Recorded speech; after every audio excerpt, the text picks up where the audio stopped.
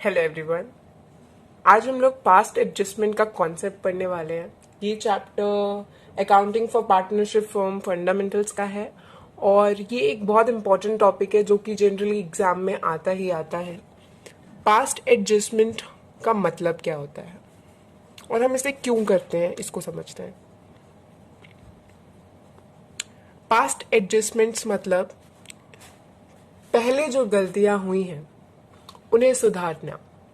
पहले जो जो हमने मिस्टेक्स और एरर्स किए हैं, जैसे कि हमने रेक्टिफिकेशन में पढ़ा था 11th क्लास में, हम एंट्री करते थे अपने बुक्स ऑफ अकाउंट्स की गलती ठीक करने के लिए, हर एक पर्टिकुलर की अलग एंट्री। बट पास्ट एडजस्टमेंट में एक सिंगल एंट्री होती है। हम सारे एरर्स को सिर्फ एक एंट्री से ठीक कर सकते हैं। और ये कैसे होता है, अब आज उसका कॉन्सेप्ट समझेंगे। पहले तो हम इसका लेआउट बना लेते हैं, फॉर्मेट, कि वो बनता कैसे है। ठीक है, तो इसका फॉर्मेट कुछ इस तरीके से होता है। एक कॉलम बनता है पर्टिकुलर्स का,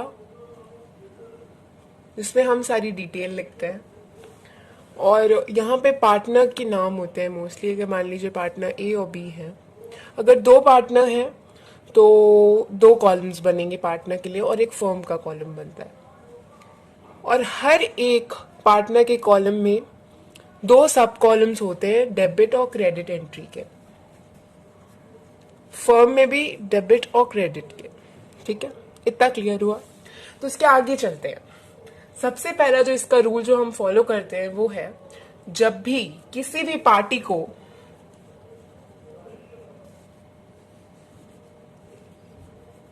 ईदर फर्म और पार्टनर्स,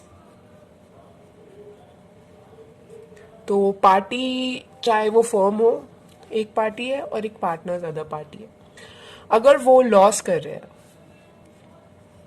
लॉस या कोई तरह का एक्सपेंस है, लॉस मतलब घाटा और एक्सपेंस मतलब किसी तरह का खर्चा, तो वो डेबिट साइड जाएगा उनके।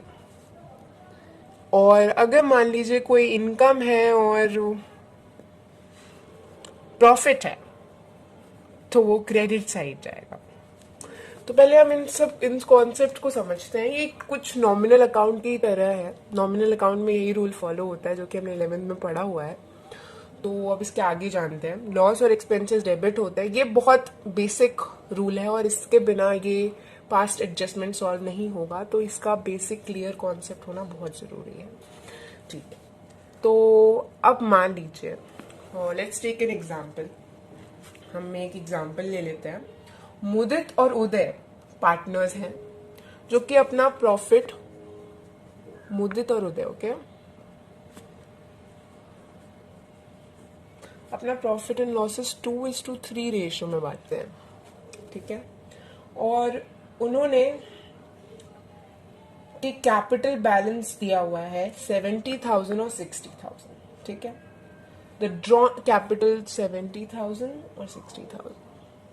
ठीक है, ये इनके कैपिटल है। अब इसके आगे चलते हैं। उसके बाद ड्राइंग्स जो की मुदित और उदय ने, वो 16,000 और 12,000 है। ठीक है, हम सब समझाएंगे। क्वेश्चन का एक हेल्प लेके समझाना ज्यादा आसान होता है और ज्यादा क्लियर होता है। तो इसीलिए बोथ वर अमाउंट वो विड्रॉन ऑन 1st जनवरी। अब ये जो विड्रॉ किया था 1st जनवरी था, तो महीने के हिसाब से इंटरेस्ट ऑन ड्रॉइंग लगी था। और अब देखते हैं क्या क्या चार्ज नहीं किया गया है। जैसे कि मैंने बताया था, रेक्टिफिकेशन में हर एक गलती की एक एक एंट्री बनती है। पास्ट एडजस्टमेंट में सारी गलतियों को एक बार में सुधार के इसकी एक एंट्री बनती है। तो सबसे पहले देखते हैं, इसमें लिखा है interest on capital 6% per annum नहीं दिया गया है। तो हम यहाँ लिख लेते हैं जो नहीं दिया गया है, इंटरेस्ट ऑन कैपिटल। अब interest on capital firm partners को देता है, तो फर्म का एक्सपेंस हो गया और पार्टनर्स को मिलता है, तो ये उनके लिए इनकम हो गई। और एक्सपेंस कहाँ जाता है, डेबिट साइड। मतलब इंटरेस्ट ऑन कैपिटल फर्म के डेबिट साइड जाएगा क्योंकि फर्म पार्टनर्स को दे रहा है। ठीक है, और जब पार्टनर्स फर्म को देंगे तो फर्म क्रेडिट हो जाएगा क्योंकि उसको इनकम मिलेगी, है ना। तो उसके बाद चलते हैं। तो जैसे कि मैंने बोला, इंटरेस्ट ऑन कैपिटल पार्टनर्स को मिलता है, तो मतलब उनकी तो इनकम हो गई, तो उनका कैपिटल ये है और उसका 6% निकालना है, तो ठीक है 4200 हो जाएगा। तो 4200 इनके किस साइड जाएगा, उनको पैसा मिलेगा तो वो जाएगा क्रेडिट साइड 4200, और उदय को 3600, क्योंकि इन लोग को पैसा मिला है तो ये क्रेडिट साइड जाएंगे, ठीक है। अगर ये लोग पैसा देते तो इनके डेबिट साइड जाता, ठीक है। अब फर्म दे रहा है तो उसका एक्सपेंस हो रहा है या लॉस हो रहा है, इसका मतलब कहाँ जाएगा, डेबिट साइड। तो हम इन दोनों को प्लस करके टोटल अमाउंट जो है उसको हम डेबिट साइड डाल देंगे 7800, ठीक है। अब आगे बोल रहा है इंटरेस्ट ऑन ड्रॉइंग्स, तो इंटरेस्ट ऑन ड्रॉइंग की हेडिंग डाल देंगे।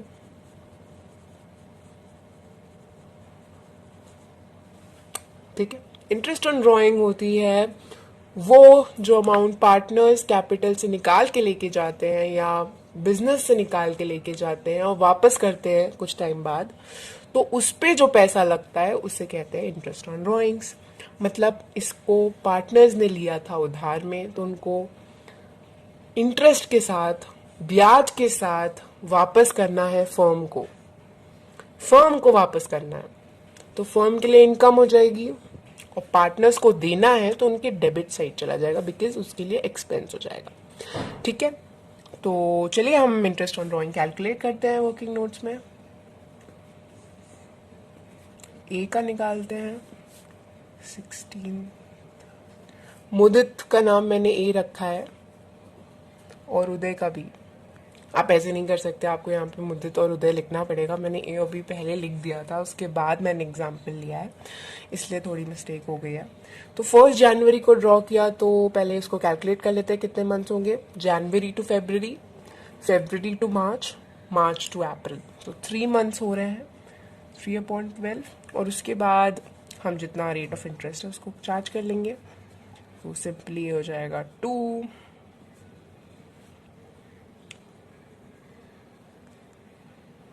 ओके 240 आ रहा है, 240।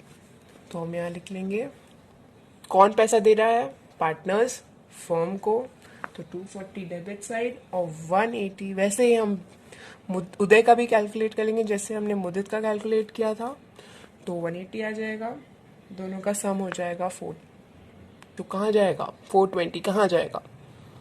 अगर फर्म को मिल रहा है तो उसके लिए इनकम है, तो ये 420 चला जाएगा क्रेडिट साइड फर्म के, ठीक है। मेरा बाय चांस मिस्टेक हो गया था। अब नेक्स्ट है Mudit was entitled to commission 4000 for whole year. Commission किसको, मुदित को, हम यहाँ लिख देती हूँ मैं मुदित उदय। अब मुदित को कमीशन मिलना था 4000 का, मिलना था, इनकम क्रेडिट साइड, देना था डेबिट साइड। अब उसके बाद हमें क्या करना है, अब उसके बाद जो बैलेंस आ रहा है डेबिट और क्रेडिट का फर्म का, वो निकाल लेते हैं। तो हम यहाँ पे सीधे लिख लेंगे जहाँ कमी आ रही है वहाँ पे, और यहाँ पे लिख लेंगे जहाँ कमी आ रही है, कहाँ क्रेडिट साइड कमी है मतलब लॉस है ना, क्योंकि दे ज़्यादा रहे हैं और मिल कम रहा है, तो वो पार्टनर्स को दे ही क्या पाएंगे। तो लॉस इन रेशियो 2:3, ठीक है। अब पहले हम इसको कैलकुलेट कर लेंगे, तो हमारा कुछ बैलेंस फिगर आएगा 11,380, ठीक है। तो हम यहाँ लिख लेते हैं 11,380 आ गया। अब उसके बाद हम इसे पार्टनर्स में डिस्ट्रीब्यूट कर देंगे, किस रेशियो में, 2:3। क्रेडिट साइड अगर फर्म को मिला है तो मतलब पार्टनर्स का लॉस है, लॉस मतलब डेबिट। ये बैलेंस है, इसको कंफ्यूज मत होइएगा कि फर्म के पास कमी थी तो ये क्यों क्रेडिट साइड गया, ये तो डेबिट साइड जाना चाहिए था। नहीं, जब भी हम कुछ कैलकुलेट करते हैं जहां कमी होती है हम उसको इक्वल करना है, हमें फर्म को इक्वल बनाना है, यहाँ पे दोनों साइड इक्वल अमाउंट आनी चाहिए, और उसे इक्वल करने के लिए हम ये कर रहे हैं, तो कंफ्यूज मत होइएगा कि यहाँ पे लॉस है तो यहाँ पे फर्म क्रेडिट क्यों हो रहा है। इसका एक बहुत सिंपल सा लॉजिक है कि इन दोनों को debit is equal to credit करना था, इसलिए यहाँ पे ये बैलेंस फिगर आया है। और ये बैलेंस फिगर जो है वो लॉस है ए और बी के लिए। अब यही अगर डेबिट साइड जाता है बैलेंस, मतलब फर्म का प्रॉफिट होता, और फर्म का प्रॉफिट होता तो हम इसे मुदित और उदय को प्रॉफिट की तरह बांटते। बट यहाँ पे अभी आया है क्रेडिट साइड बैलेंस, इसका मतलब है क्रेडिट में कमी है, पैसा आया कम और हमने दिया ज़्यादा, तो डेफिनेटली लॉस है। तो इसको हम 11,380 को 2:3 रेशियो में बांटेंगे, तो कुछ ऐसा आंसर आएगा। ये क्रेडिट है, पार्टनर्स का लॉस है, लॉस डेबिट साइड जाता है, हम इसे डेबिट साइड लिख लेंगे। 4552 and 68, sorry my mistake, Uday side पे जाके डेबिट साइड पे, क्योंकि इसका भी लॉस है, 6828, हम इन दोनों को प्लस करेंगे तो यही अमाउंट आना चाहिए। ये याद रखिएगा, पार्टनर ए और बी का मिला के फर्म के बैलेंस के इक्वल आना चाहिए। अब उसके बाद हम इसका टोटल कर लेंगे, बहुत सिंपल है, हम इसको टोटल कर लेंगे। यहाँ आप लिख भी सकते हैं कि आप टोटल कर रहे हैं, तो कुछ ऐसा अमाउंट दिखेगा हमें, 4792, ठीक है। और इस साइड आएगा 82। So we'll add now Uday's debit column,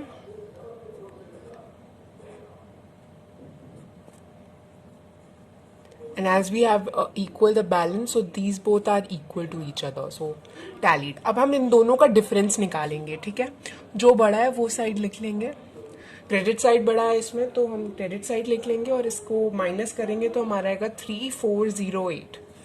और यहाँ पे डेबिट साइड बड़ा है तो हम डेबिट साइड करेंगे, इन दोनों को माइनस करेंगे तो हमारा आंसर आएगा 8043। या so debit and credit are equal now, तो हम क्या करेंगे, हम इसको डेबिट कर देंगे जर्नल एंट्री में और इसका capital account credit.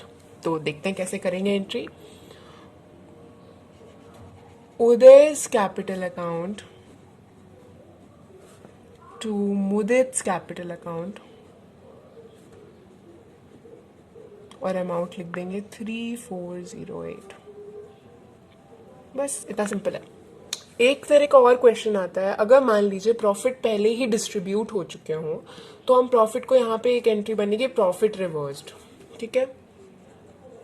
Profit reversed की एंट्री बन जाएगी, और प्रॉफिट रिवर्स्ड होगा तो मतलब पार्टनर्स को अपने प्रॉफिट फर्म को वापस करने होंगे, तो पार्टनर्स के अकाउंट से प्रॉफिट चला जाएगा तो वो डेबिट होगा, और फर्म के पास वापस प्रॉफिट अपना आ जाएगा तो वो क्रेडिट हो जाएगा, ठीक है।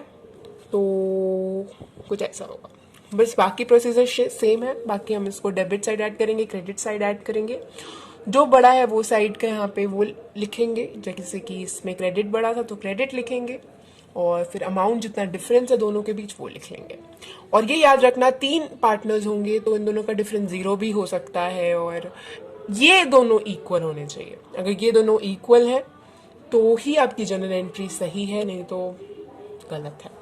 तो हम यहाँ पे लिख लेंगे एंड हियर वी गो, हमारा जर्नल एंट्री बन जाएगा। अब हम यहाँ पे नरेशन लिख सकते हैं, बीइंग एरर रेक्टिफाइड।